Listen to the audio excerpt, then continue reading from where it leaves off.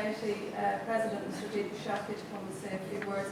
Deepesh is he's President of Nepal Ireland Society, but he's also he's an honorary representative of the Nepal Tourism Board in Ireland, and he works tirelessly both with Nepal Ireland Society and for the Nepal Tourism Board to help promote the two countries, and has been working absolutely fantastically with the fundraising efforts that have been going on since the earthquake. So I'd like to call on Deepesh to give a presentation just on a little bit of what we've been doing in terms of fundraising and some of the projects that we've carried out, and also on tourism going forward in Nepal.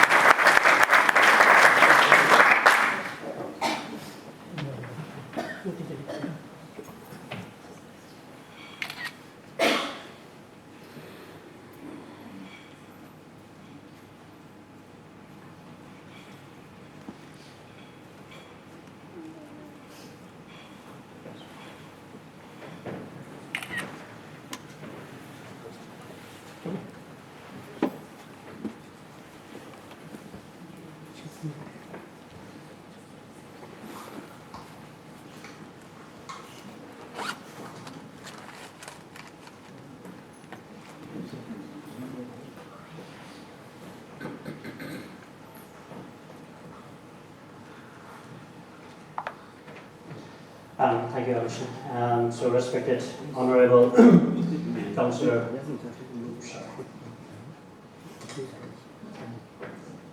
Honourable Dublin Representative Councillor Greg Kelly, our former Minister, Joe Costello TD, and Costello, our long-time friend at Always in Design, and the Regional Director from the Department of Trade and Foreign Affairs, Ms. May Collins, and thanks everyone for being here. So, the presentation I'm doing here is basically just to give you a picture of the overall tourism in Nepal, how it is impacted, and what's the long-term effect, and what sort of things you could do to help us out. And also after the presentation, I'll be going through this relief efforts that, as Alison mentioned, that we carried out ourselves on the ground. I will quickly flick through all the different slides through all from the different projects. So myself, I'm the President of Nepal Ireland Society and also the Nepal Tourism Board Honorary Representative for Ireland. So I've been tasked by Nepal Tourism Board to basically go to Ireland and push the Irish tourists to Nepal. So that's what I'll be saying is go Nepal, right? Okay, so this, okay. So the Nepal's tourism dependence, the economic dependence. So this is, as our acting minister, he mentioned that Nepal is the Nepal's second highest foreign exchange earner is tourism. It contributes about 12% of the country's GDP. So 500,000 of the Nepalese people, they are dependent on tourism. And one of the reports basically predicted that there could have been 700,000 people working in the tourism sector. So you can imagine the effect of the tourism, the impact that it has made from the earthquake. So how much would it affect the whole economy of the country? So this is just some sort of infographics here, just to give you a picture like how tourists going to Nepal will help the people there. So for example, if only one person hike, it is enough to feed 2 families for a month. And if 10 of you go there for the trekking, it will give one sustainable home can be built. And if you have like 100 people going there, you would have the community of 10 houses that can be built and sustained. So basically, so not just it, so you'll be providing employment for 10 people based on. So it's the statistic is like if 3 people go there, it's like employment for 1 person. So some sort of statistic like that. So in general, so when you hike in the Himalayas, people of the Himalayas visualize on their own feet. Now, the economic impact of earthquake. So recently published a post-disaster report commissioned by the government shows that the tourist number fell by 90%. So that can be, you can imagine that if you go to Nepal now, you won't see many tourists on the street. So that's the kind of thing we need to turn around. So it's because there's a fear, like, and also due to media. So media is basically showing all the damages. So I'll show you some pictures why the people are more repellent in going to Nepal. But just to convince you that is not the case.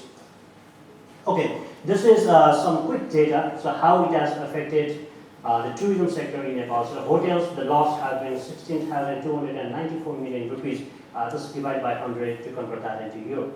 And the homestay is more like the BNB type thing, is 1,720 million rupees. Eco losses in conservation areas, 415 million rupees. And the trekking trails, the damage has been 426 million rupees. Tour operators, 6.9 million. Altogether, 18,862 million rupees. It's more like 188 or 200 million euros. So that's the kind of the damage the earthquake has done to the whole tourism industry. So in this, the couple of slides here, I'll be quickly walking through the damages that the earthquake has done. So it's not like everything is like that, but I just wanted to quickly show you like how much damage, how much change that it has brought to the country. So this one is the one of the most popular heritage sites of the country, and it is, we call it 9-story hotel in the 9-story palace.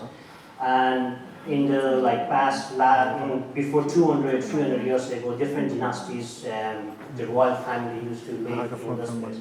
And as you can see, this beautiful palace has basically gone by half. It's reduced to half there. And this is one of the most popular tower of the country. It's the Vincent Tower, and it basically reduced to 1 story. So that's the damage. This is actually like 3 minutes from my house. Just to FYI, I was in Nepal when the earthquake struck. So I did feel like how much the shake, the tremor, and the fear among the people. So I basically went through the both big earthquakes in Nepal. And this is, I personally observed it, the damage it has done. While growing up, we used to see this Vincent Tower is visible from my house. And once it is gone, it feels like some person that you love is dead. So that's the kind of thing. So just to give you a comparison, this is again in Kathmandu. It's Kastamanda. The history tells that this particular temple was built by a timber from one tree, one single tree. It has its own historical value, and it is gone. This is Bhaktapur Darbar Square. Fortunately, there was not much damage apart from this beautiful temple made of stone, and this is gone there. So, fortunately, the rest, most of them are standing there. This is Patan Darbar Square. Just to give you an idea, so Kathmandu is Kathmandu Valley. As you probably might know, there are 3 districts, Bhaktapur, Kathmandu, and Patan. So we have different squares there, Patan Darbar Square, Bhaktapur Darbar Square, and Kathmandu Darbar Square. So these will be the most popular touristic destinations. So if you go there, so these will be the first place that you would visit. It is fairly damaged, but not at that scale, but as you can see, some of these rubbles and some temples, it has come down. So probably there are some damages inside, but I would say it is kind of fortunate that this famous Krishna Mandir, it is still there. So I would say it's 10 to 20% has been damaged. So this is Bodhanath Stupa. Good that it is not damaged apart from slight cracks on the stone. And there is innovation work going on the top of the eyes and stuff here on this side. Apart from little cracks, it is okay. Before earthquake, this is the Swayambhu Nath, and every tourist going to Nepal, they will definitely visit Swayambhu Nath. So you, from all over Kathmandu, you will see Swayambhu Nath. It's on the small hill, you have to climb stairs to go up in this stupa. So as you can see, there is not much damage in this stupa. There are other houses, the old buildings. It has been damaged. It has so it basically came down, and there are only small cracks here and there. Apart from that, it's okay. Okay, there are some. I'd just like to show you a few pictures in here after the earthquake, the post-earthquake. This is a beautiful British palace. This is called the building, the particular architecture. It used to be kind of a jewel of the country. And this, as you can see, it's gone, and I think the plan is to basically demolish the whole the palace here. This and probably the rest of the buildings as well. I thought I just put one picture here. So this is on 26th April, after the earthquake, the whole power was down, there was no internet, and the mobile charge, people were running out of the charge on their mobile, and there were generous people who were running around on the street with their generators to charge the mobile, and for free. And it was very heartwarming to see, so I was going around the next day of the earthquake, and I thought I'd just take this picture and show people. Okay, so here are some few pictures, how it has affected. There are some houses, it didn't come down, but it's basically tilted towards left or right. And probably the soil is not good, or some underground pillars or the construction is probably not well built. A couple of instructions here, and this is in one of the villages, wood building crumbled. And this is in the rural side of Kathmandu, probably like 50 or 60 kilometers from downtown Kathmandu. And a few pictures here. This one, this house, as you can see, these two houses are still standing, but this middle one, the one is probably the pillar that's not well built. Anyway, so this is like for the people first time looking at these pictures, obviously they will say, this dust rubble is very dangerous to go to Nepal. Right? Means no one would go there just by seeing this picture. Now that's exactly what the media is doing. The BBC, CNN, and all the media, they don't show the good things there, it's all the pictures like this. And that is affecting the tourism in Nepal. Now, this is the role of the media. So media is basically showing all the damages, and the people that I've been talking with. There was one fundraising in Manor Hamilton. I went there, and few people I talked with, they say, I see in the media that the whole country is damaged. I don't see any houses there. You have everything torn down. Do you even have hotels if people go there? So that's kind of the impression, the image they have. So what we need to convince people that, yes, there are damages, but it's only the few percent, like maybe less than 10%. 90%, as our technical answer says, 85% or maybe more than that is still intact. So post-earthquake tourism industry hurdles.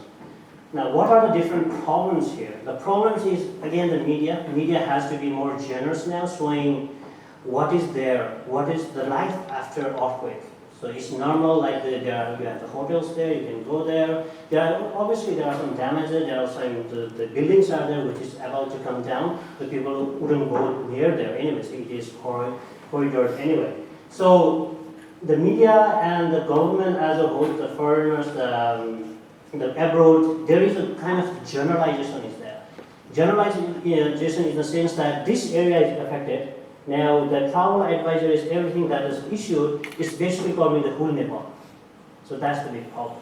So and that is causing the travel insurance to go high, and the tourists going there, they are kind of affected. So they don't want to pay a high price for the travel insurance. This is because all of the misinformation that's being generated from the media. Now, let's go through the ground reality. Yes, the media is showing all the damages, it's okay. Are there damages? Yes, there are. But what is the ground reality? So this is the map of Nepal.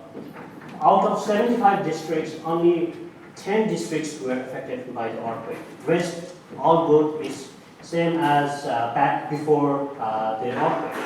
So this is Janakpur Temple, it's okay. Chitron, Pokhara, Lumbini, the birthplace of Lord Buddha, the Bardia, and Mustang, this Mount Everest region, surrounding areas, the Himalayan tracks, everything is fine. Yes, there are some damage, but it's not that it's fully damaged, only 10% around is damaged, 85% is still intact.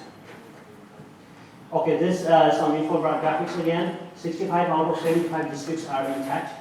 33 out of 35 trekking routes are ready for exploration. And 100% hotels of popular tourist destinations are in operation. So the guy that was asking me a question, I said, go there are plenty of hotels for you. And 90% of highways are intact, no damage in the international airport is working perfectly fine. 5 out of 8 UNESCO heritage sites are still enchanting their beauty. 9 out of 10 national parks are open for visit. So this, the birthplace of Lord Buddha is all okay, not affected by earthquake. Pokhara, the paradise on earth as it is called, unaffected by the earthquake. And livelihood of Cheeto National Park, that depends on tourism, that because of this earthquake, not many people are going there, it's hugely affected. Again, the west, midwest, far west and east Nepal are unaffected by the earthquake. The life is as normal as it is before the earthquake. And the best known trekking trails in the world, Annapurna, Everest, Kanchenjunga, are all intact. And the heritage sites that were closed due to the earthquake has now been opened, all of them except Changunnaran Temple. It was all of them opened since June 15. So I thought to just put some pictures here. I didn't take obviously, so it was from Nepal Tourism Board Facebook page and stolen from Facebook page.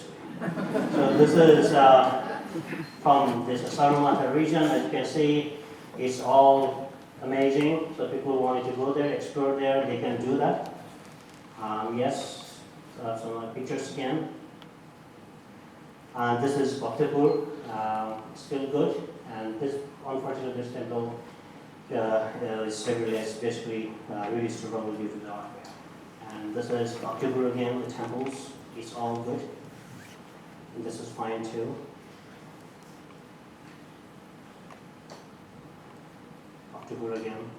The life is back to normal. Businessmen particularly showing and selling the pictures, the art.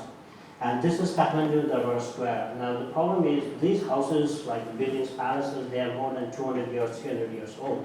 And it didn't come down, but this foundation has been damaged. Maybe there are some cracks here and there. And you could see there are loads of the support given to this building. And some of other ones, they are perfectly fine. And this is the one I showed earlier. I don't think they are doing any renovation there. This will basically need to come down. Again, the same area. And I just thought to put the picture here. This is one of the main places in the downtown Kathmandu, as you can call it. And the buildings and everything's not damaged at all. It's the life as normal. So this is Vishal Bazaar, the first shopping mall in Kathmandu, not affected. So this is, I took it from one of the online magazines, and it's interview with Intrepid CEO. I think Intrepid is kind of a travel agency that sent tourists to Nepal. So what he said, I'll just read it out. On the back, what I saw, there are not too many issues in Nepal itself. In a way, it is more a marketing issue in that I think the traveling public will need assurance that it is okay to visit. Our own bookings to Nepal are currently way down, which is hardly surprising. We are looking at helping out by encouraging the media, our industry partners, and travelers to make this the year to visit Nepal. Not only is it safe and an amazing destination, but they will be helping the country get back on its feet through the money they spend. Yeah, so this is what we have been telling now. From the Irish public has been very generous. They have contributed. Like as Alison said, we have had this I Donate page. We got a lot of fundings, the donations. That is good. That's more like a short term, really. But this is the long term one. So if people visit there, they will basically stand on their own feet. So this is what we are trying to teach here. Now, to help Nepal, so people all over the world, they are basically driving the tourism promotion in all different means, like hashtags in the Facebook, and they are using the social media to its best. I have some pictures, again stolen from Facebook. As you can see, I'm in Nepal now, so people seem to be very happy in Nepal. So, and as you can, this I'm not sure what it is, like this colorful cover for the scooter. I've never seen this before. It was funny.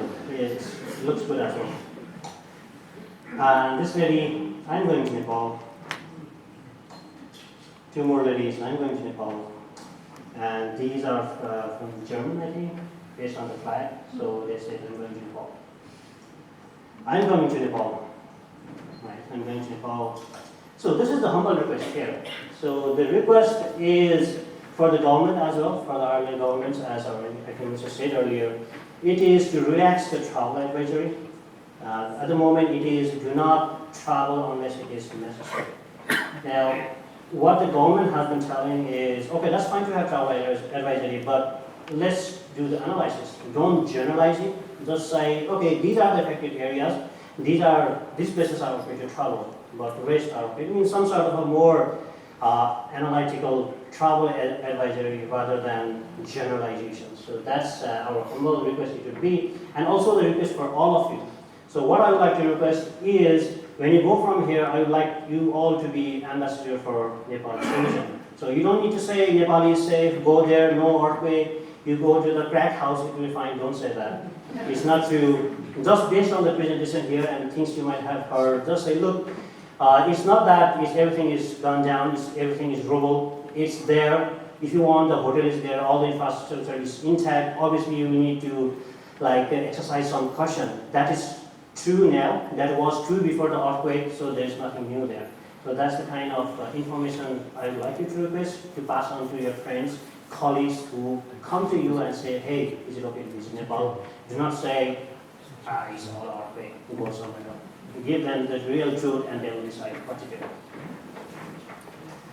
Okay, so this I didn't do, I wanted some of you to fill in the slide for me. Visit Nepal, why? Any takers? So I think we have somebody, Gwen Walsh, she's here. So I think you're going to Nepal. Any particular reason, like what drives you to go to Nepal? See what's been changed since the airport. Right. The science group that Right, excellent. And also I was talking with Rachel from PAM International, she's coordinating a team of trekkers to Nepal in October. Rachel, would you give us some quick update on what's that all about? Why visit? We'll be taking a team of 10 trekkers out to the Alberta circuit. We have a lot of interest in it. Right.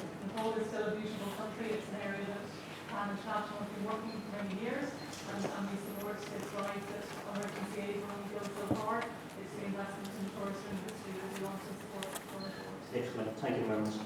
Yeah, so it's all the different, the trekking is there, the heritage sites, the culture, architecture, and also Paul will be talking a bit more later on. So the thing is, if you go there, you get to see the places as well as get to interact with the people there. And that's the kind of the satisfaction. You get to help the people now, especially in this earthquake, after the earthquake.